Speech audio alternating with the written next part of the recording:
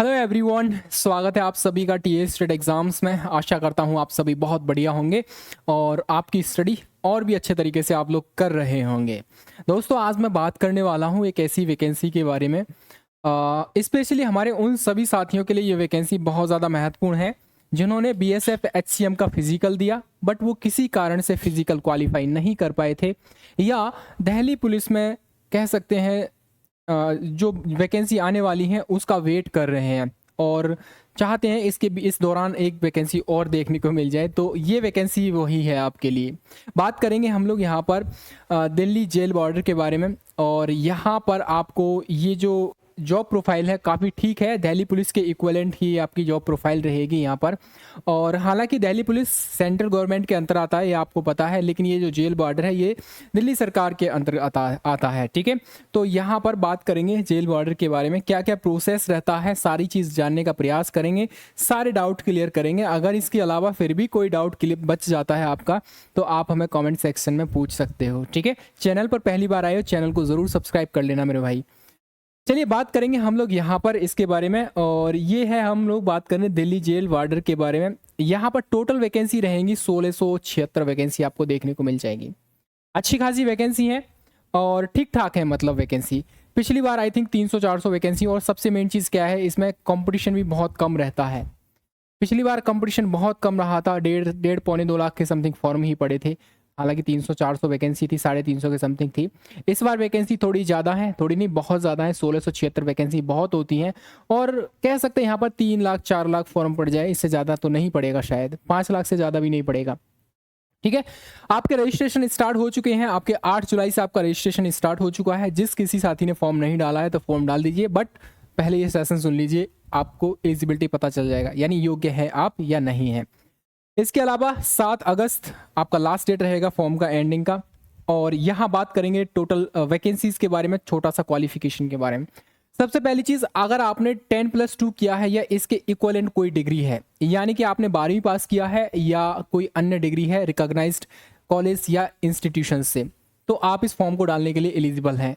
दूसरा इंपॉर्टेंट चीज़ ये रहेगा यहाँ पर, अगर आपकी एज 18 से लेकर 27 साल है और अगर आप अनरिजर्व कैटेगरी में आते हैं तो आप इस फॉर्म को डाल सकते हैं। बट यहाँ पर एक कंडीशंस लागू होती है सेंटर वाली।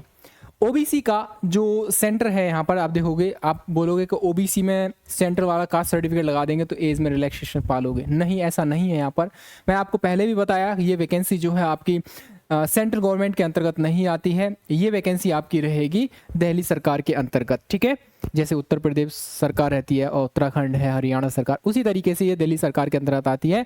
और यहाँ पर आपका ओबीसी वाला सर्टिफिकेट नहीं चलेगा अदर स्टेट का। बट अगर आप दिल्ली के नेटिव निवासी हैं, दिल्ली के रहने वाले हैं, तो आपका ओबीसी यहाँ पर मान्य होगा। ठीक है, तो यहाँ पर ओबीसी रहेगा उनके लिए जो आपका दिल्ली के हैं, ओनली दिल्ली के रहने वाले। अन्यथा दिल्ली के अलावा जो अदर स्टेट है वहां से हो तो आप लोग क्या यूआर में, यानी जनरल कैटेगरी में ही आप लोग काउंट माने जाओगे।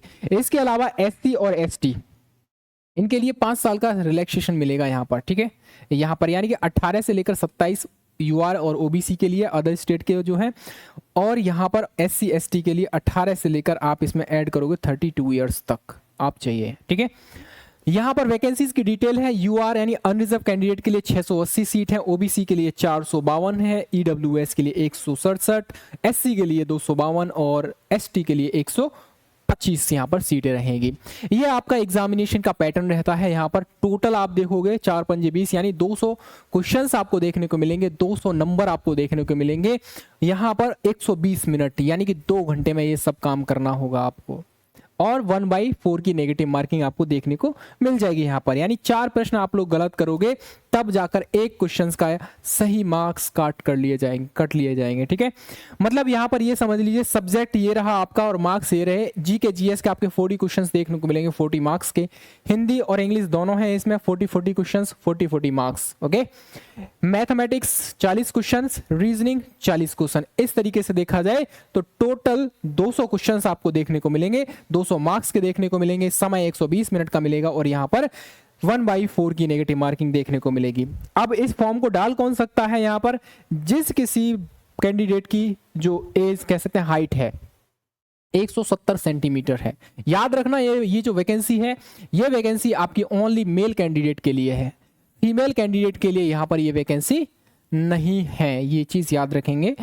170 सेंटीमीटर आपकी हाइट होनी चाहिए और 81 से लेकर 85 सेंटीमीटर आपकी चेस्ट में फुलाव होना चाहिए, यानी कि मिनिमम 81 सेंटीमीटर और फुलाव के साथ 85 सेंटीमीटर की आपकी चेस्ट में होनी चाहिए। यहाँ पर रनिंग, यहाँ पर फिजिकल का रहेगा आपका 6 मिनट में आपको 1600 मीटर रनिंग करनी पड़ेगी। दिल्ली पुलिस HCM में 6.5 मिनट में थी, आप सभी जानते हो, ठीक है।